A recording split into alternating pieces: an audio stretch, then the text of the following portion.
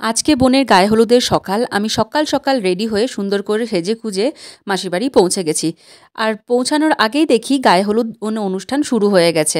তবে ওখানে এখন যা ভিড়, সেই সব অনুষ্ঠান দেখানোর আগে আমি আজকে কীরকম সেজেছি, মানে আমার হলদি লুকটা কীরকম হয়েছে সেটাই শেয়ার করে দিই।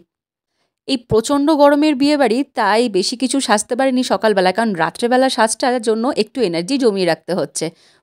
পরেছি একটা হালকা হলুদ রঙের হ্যান্ডলুমের শাড়ি। এটাও আমার বিয়েতেই পাওয়া, আমার এক মাস্তুতো দিদি দিয়ে দিয়েছিল। তার সাথে পরেছিলাম মুক্তোর হার আর হাতে শাখা পলা সোনার গয়না যেরকম হয়।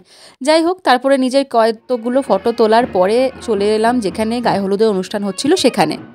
আগের দিনই বলছিলাম আমাদের বাড়িতে প্রচুর মেম্বার, তাই একে একে গায়ে হলুদ ঠেকাতেও কিন্তু অনেক দেরি হয়ে যাচ্ছে। সকাল সকাল বরের ছোঁয়ানো গায়ে হলুদ আর গায়ে হলুদের তত্ত্ব দুটোই চলে এসেছে। আর সেগুলো নিয়েই এওশ্রী যতগুলো আচার আছে সেগুলো সব একে একে হচ্ছে। ওই কলায় ডাল ভাঙা, বড়ি দেওয়া, খোলায় ধান, পরপর পরপর গায়ে হলুদের সব অনুষ্ঠান হয়ে যাচ্ছে। খোলায় ধানটা সকাল সকালই হয়, কিন্তু খোলায় ধানটা এবার কিছুক্ষণ পরে হলো। এই যে খইগুলোও কিন্তু সুন্দর ফুটেছে। তারপরে বেশ কিছুক্ষণ পর জল আনতে যাওয়ার জন্য যে রিচুয়ালসটা, সেটার জন্য সবাই এক জায়গায় হয়েছিল। ওদিকে গেছে জল আনতে, আর এদিকে সবাই গায়ে হলুদ মাখামাখি করছে, নাচানাচি করছে। মানে সবাই একসঙ্গে হলে যা হয় আর কি। আর আমাকেও বেশ কিছুটা হলুদ লাগিয়ে দিয়েছে। আমি সেই জন্য কতগুলো ফটো তুলে নিলাম। তারপরে সেই জল নিয়ে এসে বোনের মাথায় দেওয়া হলো। আর এখন বেশ কিছুটা ব্রেক টাইম, কারণ মেসোমশাই গেছে ওই বাড়ির ভেতরে বসুধারা আঁকতে। তবে কনের কিন্তু কোনো রকম ব্রেক নেই, যে যখন পাচ্ছে তখন তার সাথে এসে ফটো তুলছে। আমরা সবাই এক জায়গায় বসে বসে আড্ডা মারছি। বিয়েবাড়ির এই একটা আনন্দ, সবার সঙ্গে বসে দিব্যি আড্ডা দেওয়া যায়। তবে আড্ডাটা বেশিক্ষণ কন্টিনিউ করা গেল না, কারণ ঘড়িতে সময় হয়ে গেছিলো দুপুর 1টা মতো। আস্তে আস্তে দুপুরের লাঞ্চের ব্যাচগুলো বেশ ভিড় হচ্ছিল, তো আমিও চলে গেছিলাম খেতে। গায়ে হলুদের মেনুতে আজকে কীরকম অদ্ভুত রকম রান্নাবান্না হয়েছে, মানে আনএক্সপেক্টেড।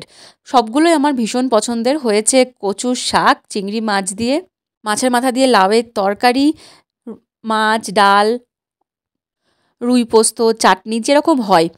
তো একে একে আমরা সবাই খেতে বসে পড়েছি। প্রথমে দিয়ে গেল ঝুরি আলু ভাজা, তারপরে চলে এলো শাক, গরম গরম ভাত।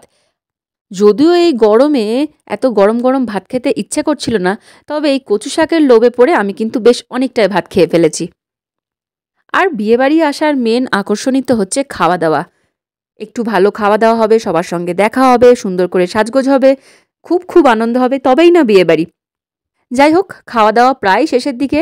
আমি, মা, মাসি আর মেসো একসঙ্গে খেতে বসেছিলাম। গল্প করতে করতে সুন্দর করে খাওয়া দাওয়াটা কমপ্লিট হয়ে গেল। আর খাওয়া দাওয়া শেষ করে আবার যাব যেখানে রিচুয়ালস হচ্ছে সেখানে। খেয়ে আসতে না আসতে দেখি ততক্ষণে ভেতরের কাজকর্ম সমস্ত শেষ। এখন বাইরে যেখানে রিচুয়ালসগুলো হয় সেই জায়গাটায় চলে এসেছি।